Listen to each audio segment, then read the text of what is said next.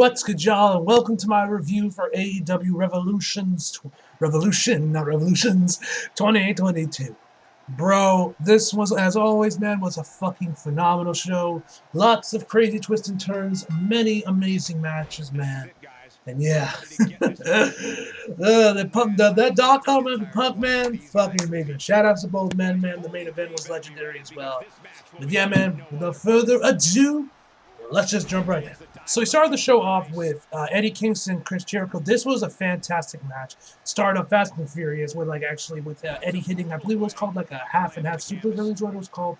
But first off, shout outs to Y2J. I actually saw this post. I believe it was from Bleacher Report Wrestling that showed that actually Chris has gotten a lot better shape recently. I haven't really noticed because I'm gonna be real. Most times when Dynamite's on, I'm not really watching it that closely, and usually it's mostly in the background because I usually either do homework or I'm doing thumbnails and the comic reaction. So I'm not watching Dynamite as much as I probably should be because of that. But hey, that's what happens when you're like in the middle of school, But anyway, man. So I saw this post. It shows that he's actually gotten a lot better shape recently. So shout outs to Y2J.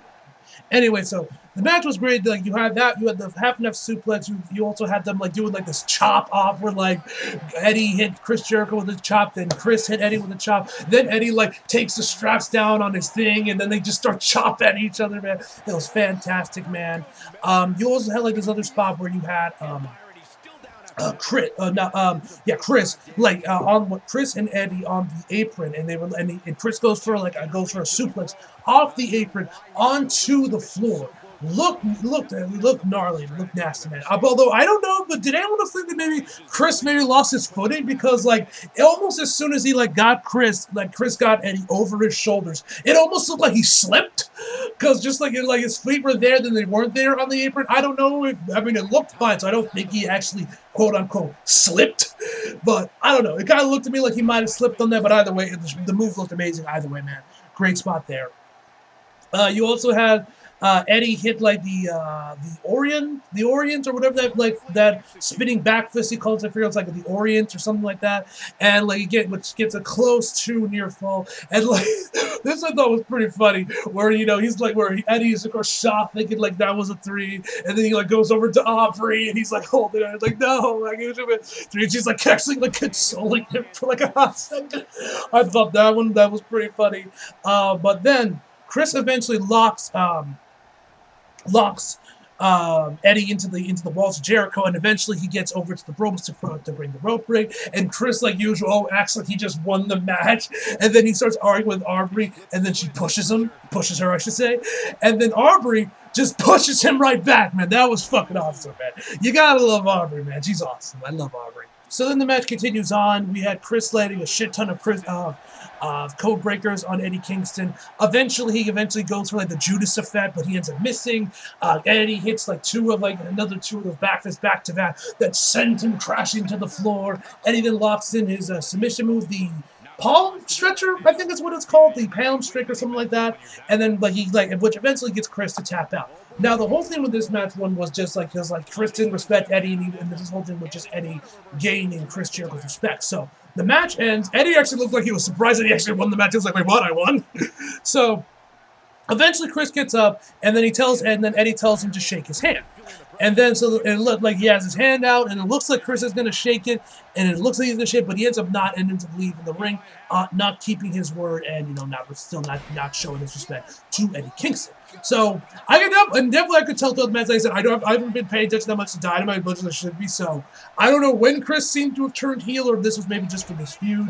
But it looks like, given by the fact that Chris didn't shake him, I would assume this is probably going to continue on. But maybe I don't know if we might get another match, maybe on Dynamite or something. And that's when Chris is eventually forced to shake Eddie Kingston's hand. But we'll have to find out on that in the coming weeks. But yeah, fantastic match, man, and amazing, and a great way to start the show off. So next up, we have the tag titles match between the UE. Yes, I know they're called the Red Dragons, but let's be real, that's what we know them as. They're the Undisputed Era. They're the UE. I am kind of surprised, though, that the occasional times we've seen Adam Cole with the Red Dragons, they're never just called the UE. It's always Adam Cole with the Red Dragons. I know WWE's got the Undisputed Era trademark, but surely they don't got the UE trademark, we all know it's them. We all know them as the Undisputed Era, so you might as well just go with it. That's just me personally. But the Red Dragons, Yui, I'm probably going to be flip-flopping this whole time. That's why I introduced this. So, forgive me, I'm probably flip-flopping. But anyway, them, Jungle Express, as well as the Young Bucks. This match was fucking awesome, man. Definitely the biggest thing going in with this match, and that was definitely the main focus match, was obviously the paper-thin agreement between the UE as well as the Young Bucks, and that came out so many times throughout the match. Like there'd be times where Kyle, where they were like, where Matt or Nick, the Bucks wanted Kyle to tag them in, and like Matt had his boot up ready for the tag, but then he was like, psych, and ended up tagging in Bobby Fish, which actually, I don't know if any of you guys picked up on this, but if you were paying attention, but if you could, but I don't know if you guys picked up, but like at the start of the match, because the match started off with Kyle O'Reilly and Jungle Boy. Bobby Fish was giving his own commentary throughout like the first like 5 minutes of the match or however long Kyle was in there, because he was like, oh, you better do something about that, and he just would shut up, which I just thought that was kind of funny. But yeah, there were so many insane spots in this match. Like you have one where Luchasaurus was going to do this whole thing off the top rope, but of course the UE as well as the Young Bucks ended moving out of the way. But then Jungle Boy ended up doing like a suicide dive, landing on top of them anyway. So you had that. You also had like a bunch of spots where like where like you got Kyle O'Reilly, he would try and sneak in a pin, and then him and Matt would argue a lot. And there was also this one awesome point where Matt was the lead guy, and he like threw Jungle Boy over to the Red Dragons, and Kyle got the blind tag, and so then as Matt's like talking his shit, then they finally get the show off, the face-to-face conversation between Matt and Kyle O'Reilly. They look down at each other, nose doing the whole thing before they just start punching the shit out of each other. Then you had Bobby and Nick push them together, and then they started brawling. It was fucking awesome, man. So many great spots between the UE and the Young Bucks. Those were probably some of my favorite spots of the night. But yeah, I'm sure there's a bunch of other shit I'm missing. Like you had like Kyle O'Reilly hitting and locking, I believe it was Matt in the guillotine, or it might have been Luchasaurus in the guillotine, and then the Jungle Boy decided to do a shooting star press to break it up, because why the hell not? You had that. You eventually did have Luchasaurus hitting like his over the top rope spot thing, jumping off the second rope. So many other spots and then you also had Kyle locking in his knee bar that led into led into the flying headbutt from Bobby Fish, and then Matt hitting the elbow drop, man. There's so many crazy spots. I know I'm probably forgetting some of them, man, but so many insane spots. Oh yeah, of course, the biggest one was obviously Jungle Boy jumping off onto the top rope, hitting a Hurricane Rana off the top rope on, I believe it was Bobby. Then after he lands and hits Bobby with the Hurricane Rana, he locks Kyle O'Reilly into a German suplex and suplexes him all in one fluid motion, man. I don't know how the fuck he did that, man. It looked amazing. You also had Luchasaurus going for the chokeslam, and Kyle sold it brilliantly, like he just got chokeslam from 50 fucking feet. The man looked dead. Ugh. So many amazing spots, man. An amazing match all around. The Jungle Express, and win the match with Jungle Express, and of course won the match. There was also this other and I like the guy, how close the near fall was, or how close it was, where he was pinning Matt, and then Nick just barely missed to break up the pin, man. Ugh, so many great spots in the match. I know I missed a bunch of them.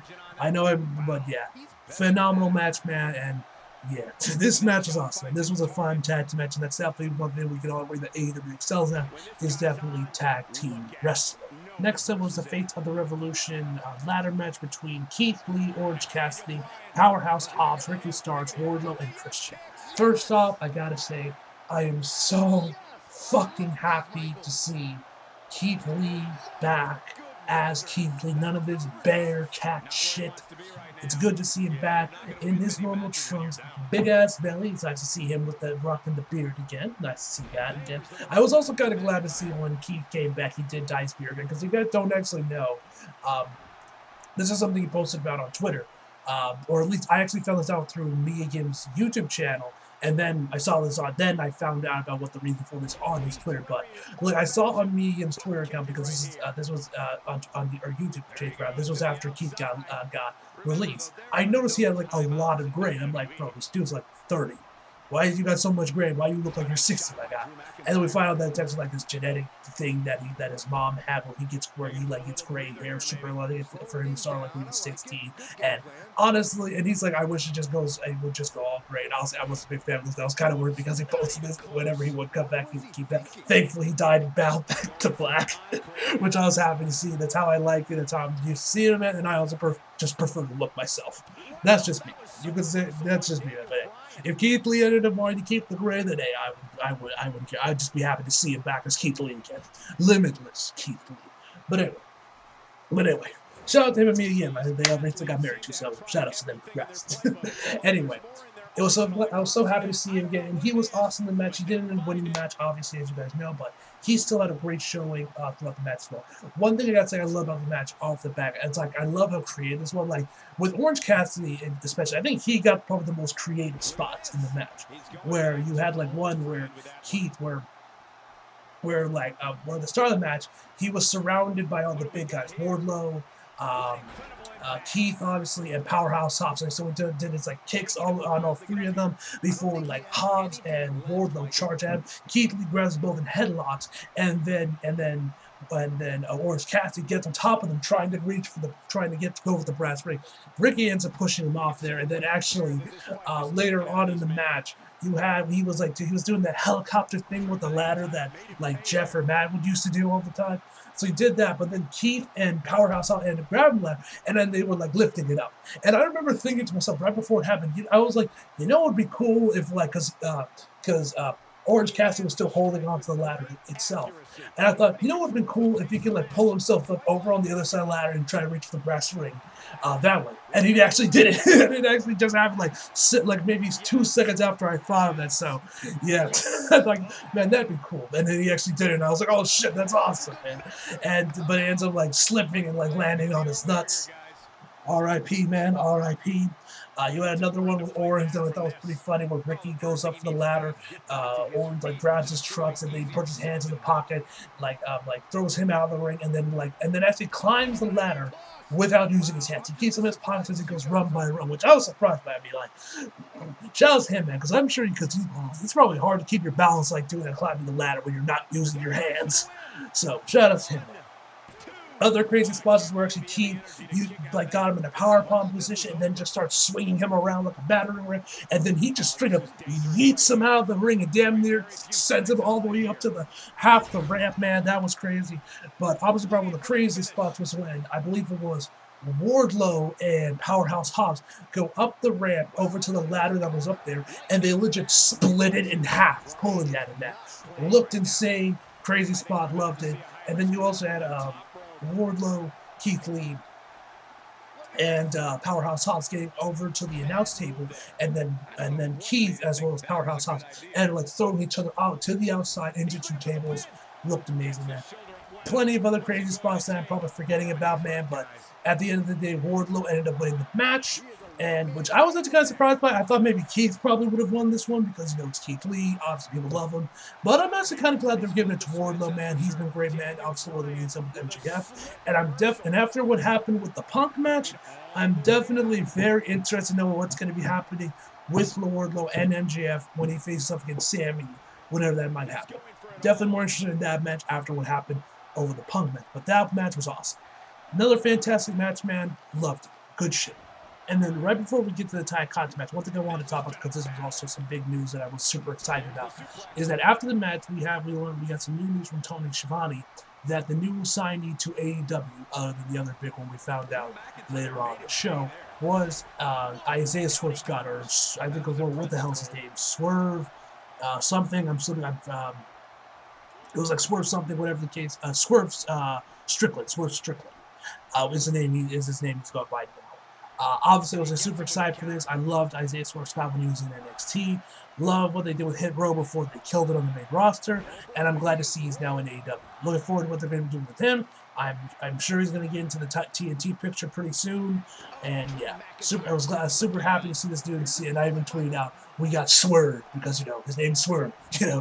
Me trying to be clever with my tweets, man. But yeah, exciting news, and I was super excited to see it. Anyway, now on to the Tay Conti match. So the TBS Championship match between Jade Cargill and Tay Conti was actually pretty good. I think we were all pleasantly surprised by this match. Jade came out dressed up as Jade from Mortal Kombat because, get it, she's Jade, and she's just Jade Cargill dressed as Jade, Mortal Kombat, ha ha ha ha. Either way, it looked good on her.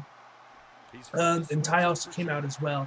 One thing I found kind of interesting, well, first off, the first thing part of this match I think we can all thought was very shocked is that Jade kisses Taya. And I don't mean like in the opening match. I don't mean like some little peck on the cheek. No. This woman grabs her by the face and then just smashes her lips against her for a good 3 to 5 seconds, I would say. I'm sure everyone, my jaw was on the floor. How many else got a flashback to 2009, 2005 WWE? That was quite the shock. I don't know why she did it. Maybe just to throw her off balance, because certainly threw me off balance, and everyone in the crowd was caught up on guard by that one. But yeah, so element of surprise, I guess. But anyway, the match goes on. One thing I found kind of interesting is that in the early part of the match, Jade is making fun of Taya because she is has this Brazilian jiu-jitsu background. It's who cares about that karate shit? Which I found ironic because she's dressed up as a Mortal Kombat character, and Mortal Kombat is all about martial arts. Just found that funny. That this chick dressed as a Mortal Kombat character is making fun of this chick for karate and martial arts. Anyone else find that ironic? Because I see it. But anyway,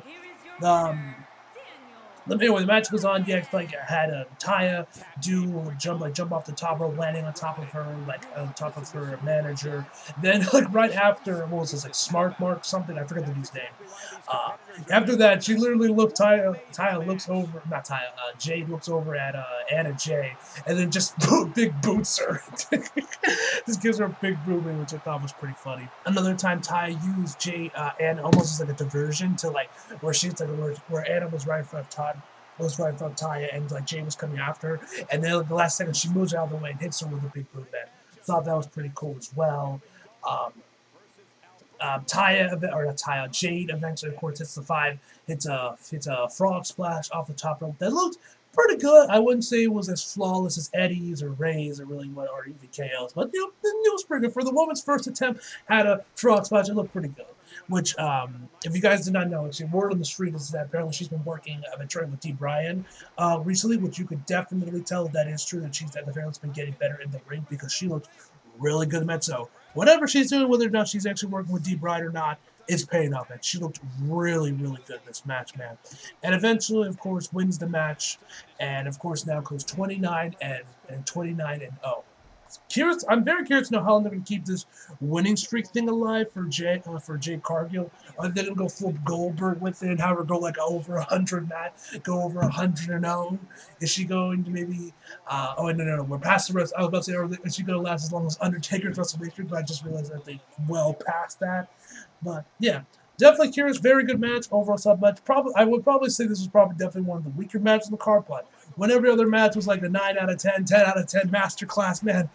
It's not much of a dig at the girls, man. But they did a great job. Very solid match and a very enjoyable match. So yeah, very curious to know how they're going to keep the winning streak alive, though. Definitely going to be interested when she ever sees finally going to get that loss, but we'll have to wait and see on that. Next up, of course, was probably the match of the night for me, MJF and CM Punk. The build for this match has been absolutely legendary. You guys know how much I love Punk. You guys know how much I love MJF. Both of them are giving some of the best works of their career with the promos and everything. Obviously, on Dynamite, you had Punk getting bleeded up and was covered in blood and everything. MJF was rubbing his blood on his shirt. You had on Rampage, Punk saying "fuck," but they bleeped it, which I was glad to see that in this match. It looked like MJF said, "Give me a fucking mic," and they didn't bleep it or anything, so that was nice. Because I was like, well, yo, did I hear that right? Did MJF just say fuck? So that was pretty cool to finally hear an F-bomb on AEW television. And so that was awesome when we got there. But probably the most interesting, kind of funny, if you guys follow me through, you guys saw this, where Punk Punk went old school back where he came out back in his original ROH gear, the basketball shorts, the music and everything. Now at first I thought that the music was coming out because it wasn't, Cult of Personalities or the Kill Switch Engage song, Fire Burns. I think it's this Fire Burns, this is the song it's called. He comes back to his Over Ring of Honor theme, which I didn't know. You guys know me, I don't watch Ring of Honor, never did. I've seen like watched like a couple of Punk's matches back in ROH, but nothing too crazy. That was like a while ago. Like maybe like a year plus ago. So at first I thought like he was coming out to the Terminator theme because I don't know about y'all, but like the beats and how it sounds very similar to dun, dun, dun, dun, dun, to the Terminator theme. I thought, oh, it's a Terminator theme. But then, but I should have known as the crowd was singing along to it, they instantly recognized the song. I didn't. That it wasn't the Terminator theme; it was his old ROH thing. So he came out to that. The crowd went crazy for seeing Punk in his old getup, man. I thought it was pretty cool to see it. And so the match begins, and eventually get the dog collars on both of them. MJF like tries to get out of the ring, but Punk stays still when he can. And then eventually Punk just starts using it and like uses it to like start pulling MJF around like a skull, pulling MJF around like he tries to get out of the ring Punk pulls him in there, starts basically strangling him with the damn thing, and does like a couple times. One time he like wraps it around like one of the posts, and then MJF tries to get away, and he just pulls out, just send him right back into the turnbuckles. That was pretty cool. Eventually, as the match progresses, Punk ends up bleeding first, but then of course MJF eventually also gets bleeded as well. You had Punk, wrap the chain around his fist and like punching at him when he was in the corner. Lot of great spots, man. Like he also tried wrapping like around like his knee and hit MJF with it, man. That was pretty cool. Punk starts really bleeding. Like, yo, my man Punk Loki, he's bleeding like Prime Ric Flair Loki. He was rocking a full crimson mask, man. Looked like, and you also see like the blood dripping down to his chest, his shorts, his fucking like arm thing, bandage. I don't know what he calls these things. They were basically turned red very quickly. MJF tried to lock in a sleeper hold. It looks like Punk might have passed out, but of course Punk gets out of it, man. So many great spots, man. So many great spots. There was also one time where the dog collar stuff started to get tangled on the ropes, and every time MJF tries to get out of it, he ends up getting more tangled. He has to go back out, go back into the ring, untangle it, then goes back out, then it's still tangled, then he has to go back into it. He did this 3 or 4 times, man. It was honestly pretty funny. Punk also tried to use the chain thing around it again, but this time MJF gets out of the way, and Punk goes right into the steel steps with his knee. So that obviously fucked his knee, and that obviously became a fact. This match probably tried to lock the GTS, but couldn't. Eventually, Punk hits a tombstone pile driver on the fucking apron. Ow, that had to hurt. A lot of tombstones in this show, man. Probably because Undertaker did get announced because joining into the Hall of Fame this year.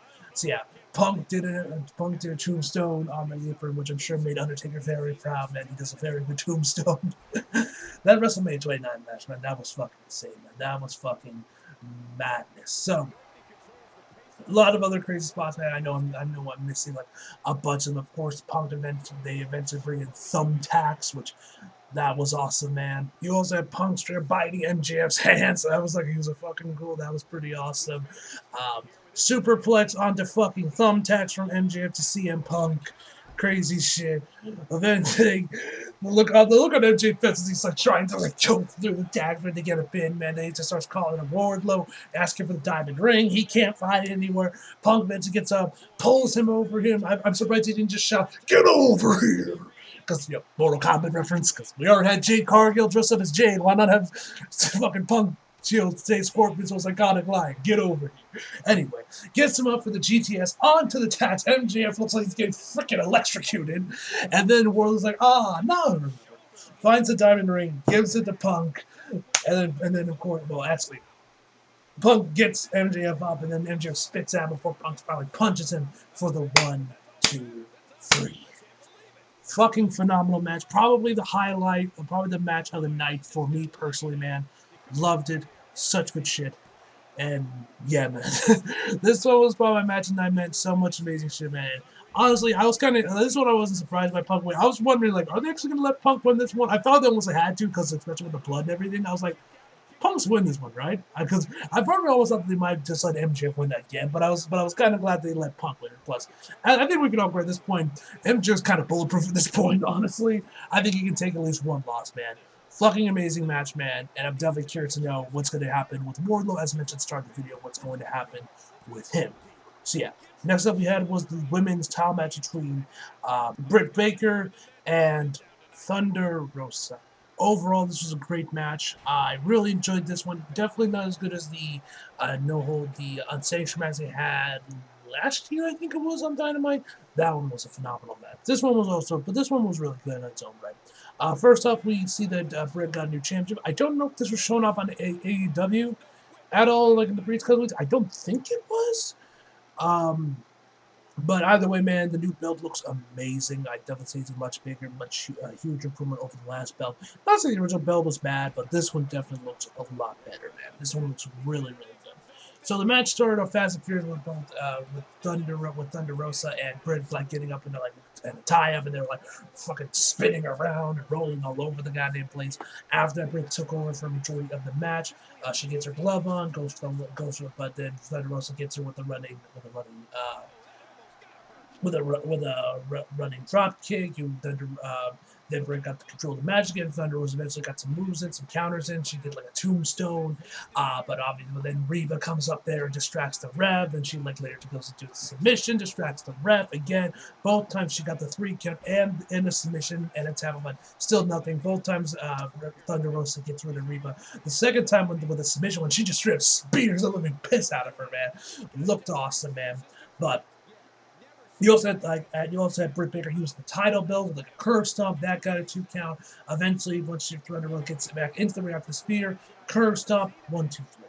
Like I said, still to this day, man, I still say that Britt doesn't do a curve stomp anywhere near as good as Seth Rollins, but hey, it's still a good looking curve stomp, but it just does not look as clean as when Seth Rollins does, man. You guys know how much I love the curve stomp and Seth, man. When he does it, it is a work of art every time.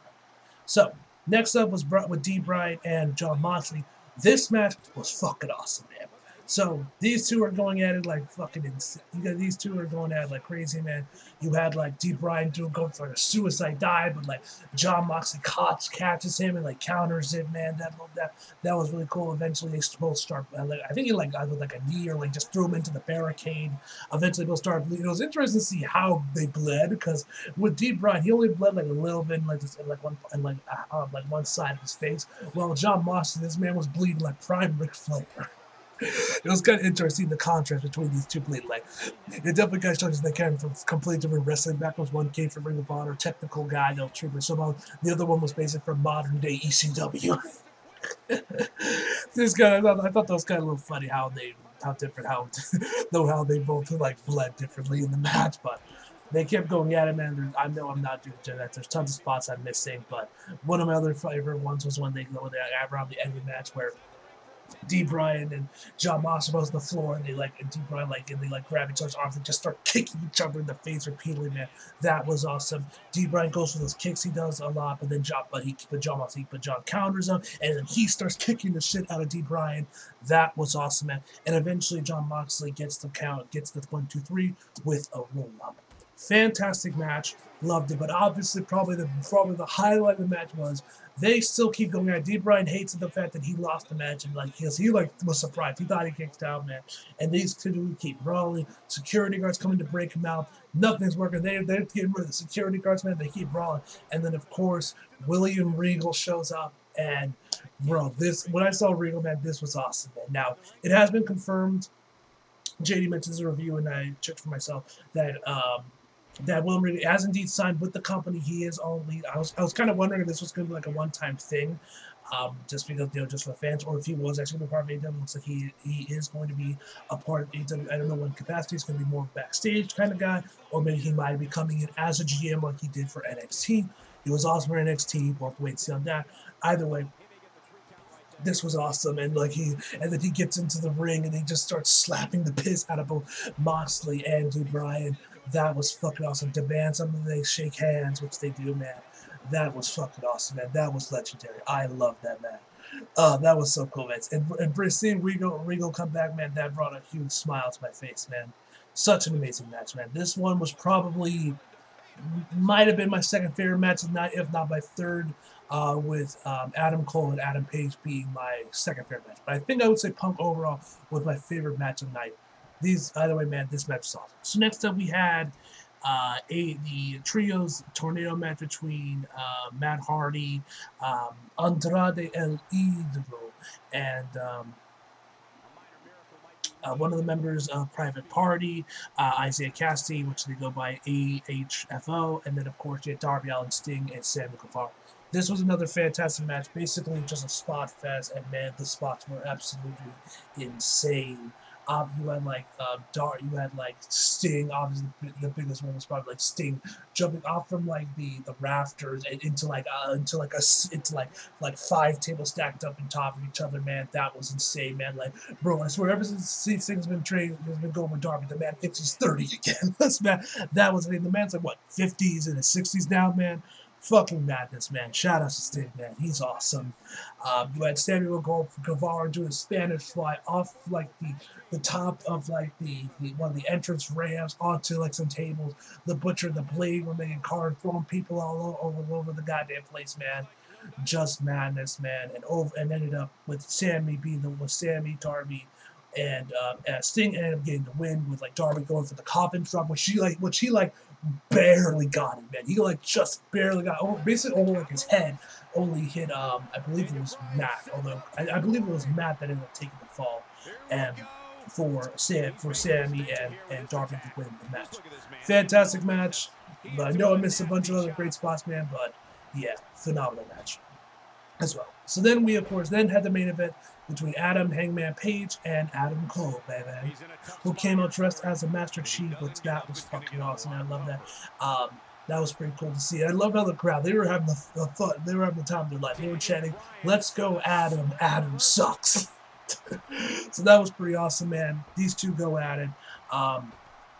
One thing I found kind of interesting, because eventually later on in the match, Adam Cole goes for the last shot. But for some reason, they're calling it the Boom now, or Here Comes the Boom, or whatever it is. It's like Boom something. I don't know why they're calling it that. What, WWE trademarked the last shot or something? I don't know why they changed the name. But he like goes for the last shot, but he doesn't take down his knee pad like he usually does. And then you actually had Adam Page actually kick out of that one. At the start of the match, you actually had them locked up on the ropes, and then the ref was saying, "Hey, clean break, clean blade." So Adam Page breaks up, and then he just starts like hard slapping Adam Cole's chest, and it wasn't like little taps and most times he do. He was like going, he was making sure he fucking felt those, man. So yeah, there was like you had some other spots like where Adam Page gets him up with Fireman's Carry, and then Adam Cole counters it into a backbreaker. That was pretty cool. We had him doing a baseball slide like over the bottom rope, like not underneath the bottom rope, over the bottom rope. So more or less was like a running drop kick, honestly, into Adam Cole. That looked pretty cool. You actually kind of then had them do their own little rendition of like that like flying super kick thing from Takeover New York, from Takeover Brooklyn Forward, and Adam Cole Ricochet, where Adam Cole went for the Panama Sunrise, and Adam Page met him with a big boot. Definitely not as holy shit as the fucking moonsault to the super kick like a Brooklyn Forward, man. But that was also a really great spot as well. So that was absolutely bad. You had Adam Cole going for like sweet chin music. Can someone explain to me why no one calls it sweet chin music anymore? Every time I see someone says like they're taking for Sean Boston, they're actually obviously stopping their foot, doing the whole tuning of the band thing. Nobody refers to it as sweet chin music. They always just say, "Oh, he's going for super kick." And I'm like, it's called sweet chin music. Call it the fucking move, man. The fuck. But anyway. Eventually, both the Dark Order as well as the UE get in this, man, and they keep going at it. Eventually, where like Adam Page goes for the cover, and then I'm pretty sure it's the first time I've ever seen where someone legit when they wanted to break the count, where they literally just place their fingers over. I've seen people put them under the grabbing it, but never just placed it there, man. I think the first time someone placed their fingers on it, man. So that was interesting. Anyway, eventually, But you also had Adam Page wrap his belt around Adam Cole's wrist and started like hitting him with that because of what happened on Dynamite. Super kicks. Then actually Adam Page goes for his last shot. Like I said, I don't know why they changed the name of it. What, WWE trademark it or something? He goes for his last shot, puts down the knee pad and everything, then goes for the buckshot lariat for the 1, 2, 3. Phenomenal match, man. Phenomenal show. And yeah, man, great match. Looking forward to what's going to happen next. Not surprised Adam Cole didn't win this one. We all know he didn't get the title eventually. And yep, Adam Page is still champion, man. His run's been pretty good. A lot of fantastic matches from his reign, man. And yeah, still looking forward to Dynamite this week, see what's going on the aftermath. And yeah, man. So overall, as always, guys, my final verdict for Revolution is going to be a 10 out of 10, guys. So it's almost 3 in the morning.